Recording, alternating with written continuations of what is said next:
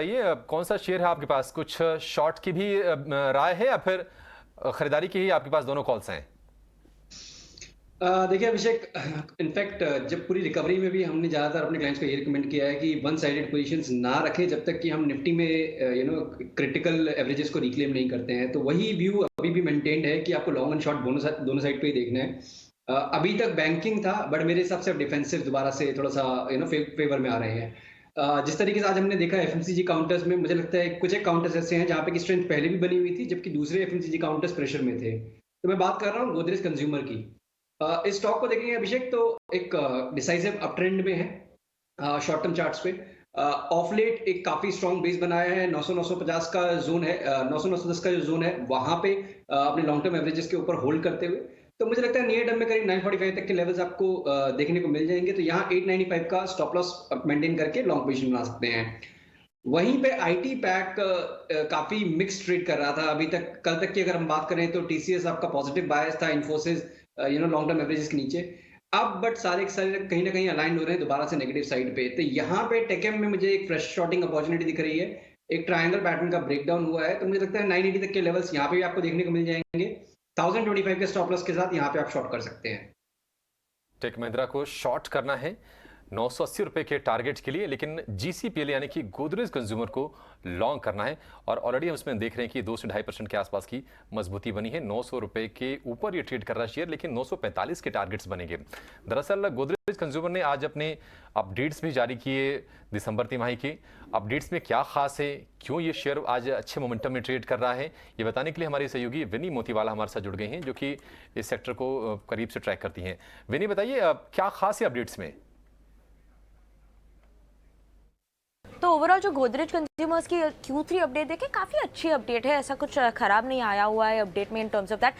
Sales growth जो है वो है डबल डिजिट में एक्सपेक्टेड है। Sales growth, volume growth as always expected है single digit, low single digit volume growth expected है this time around. Overall company ने काफ़ी अच्छी ब्रॉड बेस ग्रोथ देखी है कंपनी में, एंड मेनली उनकी जो 2 सेगमेंट्स है वहाँ पे भी अच्छी ग्रोथ है। होम केयर और पर्सनल केयर सेगमेंट दोनों में double digit sales growth expected है Q3 FY23 में।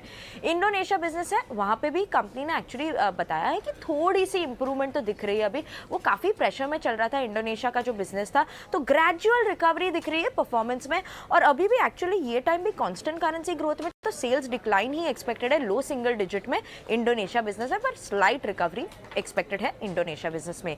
जीआईयूएम बिजनेस जो अच्छा कर रहा है काफ़ी क्वार्टर से, वो कंटिन्यू है कि जो स्ट्रॉन्ग मोमेंटम है जीआईयूएम बिजनेस में वो कंटिन्यू रहेगी ये क्वार्टर में भी, ये कंपनी ने बताया है। और एक्सपेक्टेड है कि डबल डिजिट सेल्स ग्रोथ यहाँ पे भी चलेगा।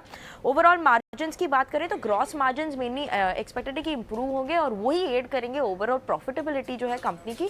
और उसकी वजह से इन टर्न जो इबिटा परफॉर्मेंस भी है कंपनी का वो भी इंप्रूव हो जाएगा, और हाई सिंगल डिजिट में एक्सपेक्टेड है इबिटा ग्रोथ कंपनी के लिए। ओवरऑल कंसोलिडेटेड में जो डबल डिजिट सेल्स ग्रोथ की डिलीवर करने की एक्सपेक्टेशन है कंपनी को, मिड टीन्स में एक्सपेक्ट कर सकते हैं ये कांस्टेंट करेंसी टर्म में overall consolidated growth for the company. तो काफ़ी अच्छी आई हुई है गोदरेज कंज्यूमर्स की Q3 अपडेट। धन्यवाद विनी, पूरी जानकारी देने के लिए। तो काफ़ी अच्छी अपडेट्स देखने को मिली है और इसका स्टॉक पे रिएक्शन देखें करीब 2.5% की मजबूती है और हमारे एनालिस्ट का भी भरोसा इस पे कायम है। पर मंदार, अब आपसे समझेंगे आपके पास कौन से हैं अगले 2 घंटे के 2 दमदार ट्रेड्स।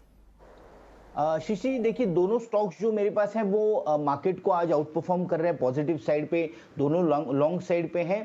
पहला जो स्टॉक है ये MFSL है।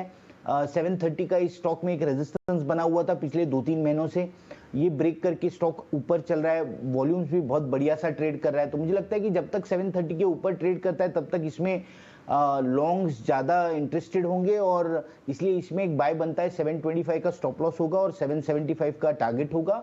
और दूसरा जो स्टॉक है वो है जाइडस लाइफ। इस केस में भी 430 का एक रेजिस्टेंस बना हुआ था शॉर्ट टर्म का, वो ब्रेक करके ऊपर चला है। प्लस इंट्राडे अगर चार्ट देखते हैं तो एक अच्छे खासे 3-4 घंटे के कंसोलिडेशन के बाद स्टॉक ने ये लेवल ब्रेक करके ऊपर चला है।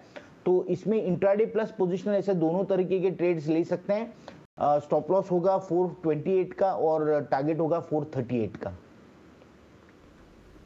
ठीक है, तो मंदार की तरफ से भी 2 शेयर, लेकिन दोनों ही शेयर ये खरीदारी की राय है।